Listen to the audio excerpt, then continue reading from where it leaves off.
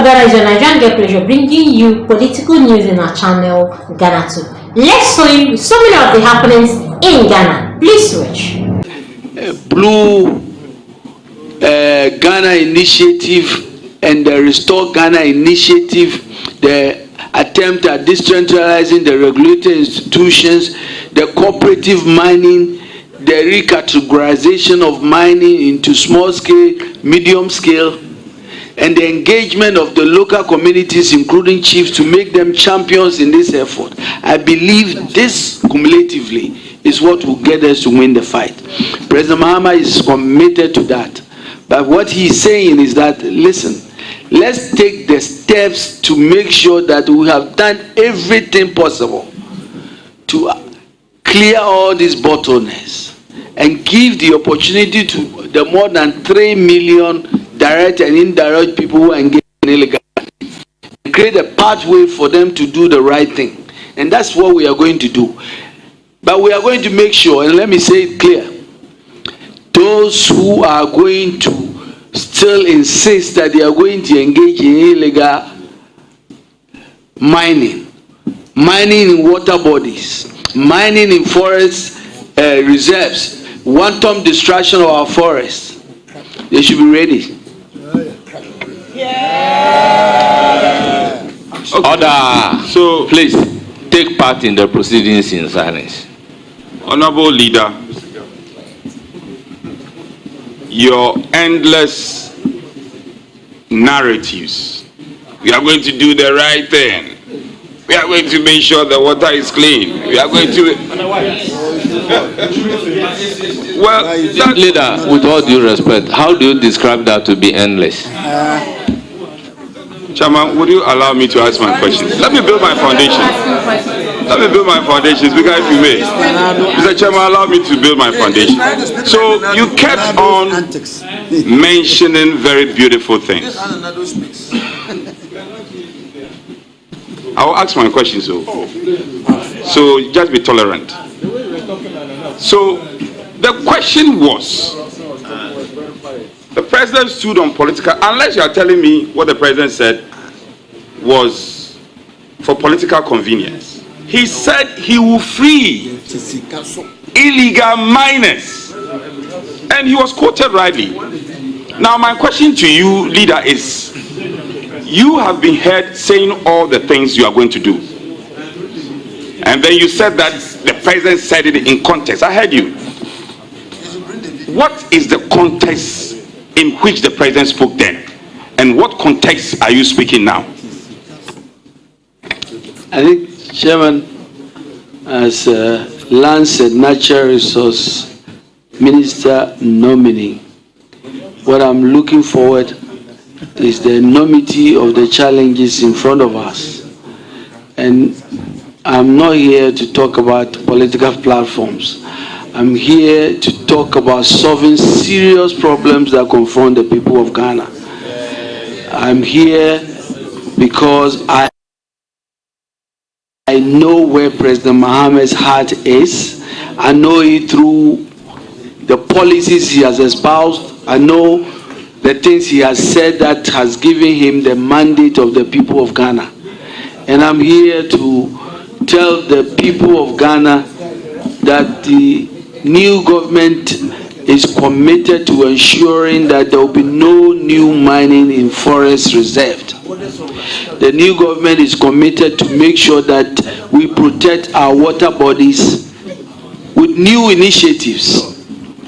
The new government is going to make sure that we reclaim our degraded lands and give a pathway to help individuals who want to be in mining to do it legally with the support of government. But we will ruthlessly deal with anybody who decides that he will not follow the law. Illegal mining will not be tolerated. It doesn't matter your political party. That's a beautiful one. And you are also on record. Now let me proceed to your CV. I'm sure you have a copy before you, or you are very familiar with it. Page 2 of your CV, coming under leadership position held. And E, I'm interested in E, ranking member, Parliamentary Select Committee on Mines and Energy. You must have achieved something with that as a ranking member then. Would you, let me build a question for you. Will you apprise this house in the face of all the beautiful things you've said or spoken to in terms of mining, protecting flora and fauna, our water bodies and all that? Are there things you can boast of as achievement when you were a ranking member on the Mines and Energy Committee in this context? Chairman, I'm very proud of my record as ranking member. I work closely with the chairman and then of the committee to prosecute the agenda of President Akufo-Addo. And we made sure we did that in a bipartisan fashion, making sure that the issues that came before us were in the interest of the people of Ghana. And that's what I will continue to do. It's not convincing, you know. It's not convincing. But, well, that's your market. Allow. Well, let me Honorable leader. Convinced. I should be convinced. Yes. All right. You should try hard. Yeah. Leader, let's proceed downwards to H. After E, let's go down to H. Member, President of Ghana's Gas Task Force, 2010. Very interesting. Yes. Can you elucidate on it? Chairman, I was then a deputy minister. I was a very lucky person when one afternoon my minister invited me to President Mills and was told that I was a member of the Gas Task Force chaired by then our illustrious former finance minister, the late Professor Kofi Buah. And there were a team of about 5 or 6.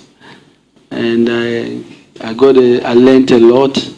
And that was really the committee that laid the groundwork for what we now know as Ghana Gas and the gas infrastructure project and the pipelines that will go to Prestia and all of that. And so, yes, I was there from day one and it was such a privilege.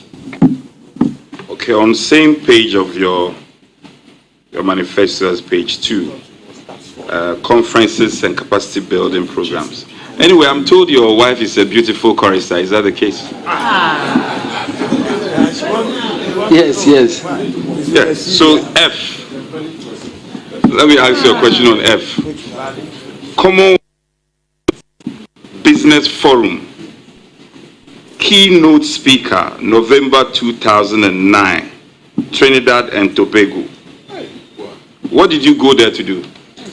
Chairman, it was a very early stages of the ministry. We had just started the government. We were learning best practices, and I think I went there to talk about the gas industry we were trying to build and learning the lessons of Trinidad and Tobago. And so those are the things that we talked about. On same page, and Growth Week, keynote speaker, September 2010, London. Growth Week, what's that? Well, I think this is an annual event. I think it's an annual event on the downstream sector. Normally the MPA and others to talk about the downstream industry and product availability and all the regulatory things that will make the downstream petroleum industry work. Leader, come with me. If I'm not sure you have the Hansard parliamentary debate. I have Hansard Friday, 3rd January 2025. And with the permission of the chair, I want to quote extensively your words. Deputy Minority Leader, Mr. Emmanuel Kofi Armah Buah. Mr. Speaker, I am grateful for the opportunity to thank His Excellency the President for the message on the state of the nation that he has just delivered. Mr. Speaker, I need to remind you that the people of Ghana have already given their verdicts on the true state of the nation, and you got a good cheer for that. And that verdict was very clear. Economic hardship, huge debt, overhang, high youth unemployment, hopelessness, and more. We have come to the end of the road for what has been undoubtedly the worst government under the Fourth Republic. And you got a good cheer for that. Mr. Speaker, this abysmal record was confirmed on 7 December 2024 when the people of Ghana returned the most overwhelming and emphatic vote of the rejection for a government ever witnessed under the Fourth Republic. There should be calm. I have engaged you extensively on this matter. It was a very emotional moment for a president who was exiting. And you know that it was not all hopelessness under His Excellency President Akufo-Addo. You have spoken in admission of some of the high things President Akufo-Addo did, the free SHS and many others. Sitting in this chair now, the benefit of hindsight and reflecting deeply, would you say that these words were harsh on the outgoing president?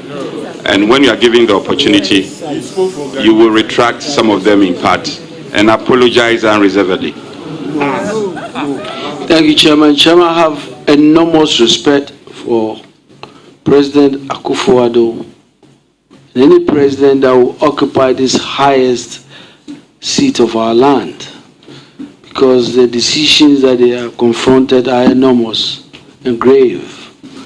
And so I don't think we take that lightly at all. As deputy majority leader, I had a duty that day. And I believe, and that's what I thought, I believe those were words that resonated with the people of Ghana. Now, if there are words that came out that sounded in any way disrespectful, I'll regret it, because the intention was never to disrespect the president at all. It was simply to talk about the government of the day. And yes, obviously there were very good things, some things that were done that obviously we can talk about, that were right, obviously.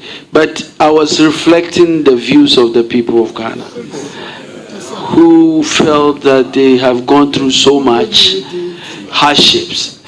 And that's why the reference was to his government and not to his person.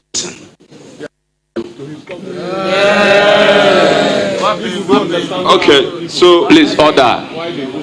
well, no problem. I hear your colleagues cheering you. That's fine. That's fine. That's fine. But I'll give you the benefit of the doubt.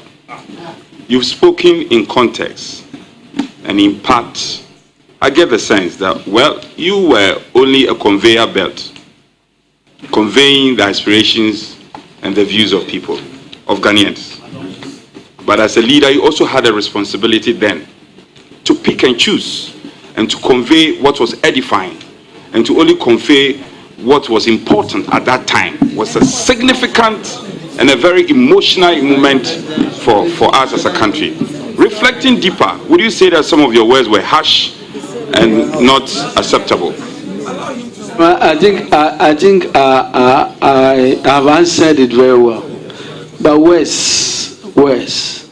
Chairman, if there are words that can convey the exact things that I said, that in your view are better words than what I said, maybe you can give me. And then another opportunity I can use those words.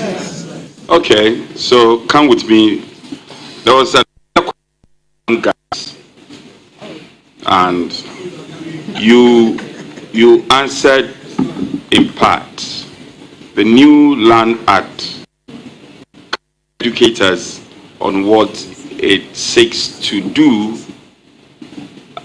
or deal with issues of land guards? What does the Land Act aspires to do, and what is your view on what should be done?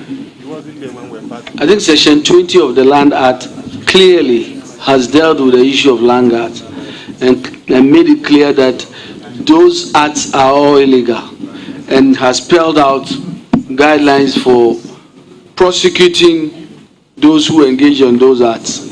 And those are very clear. And as Minister, if any of that happened, that's what we would just apply the law. Honorable Buah, you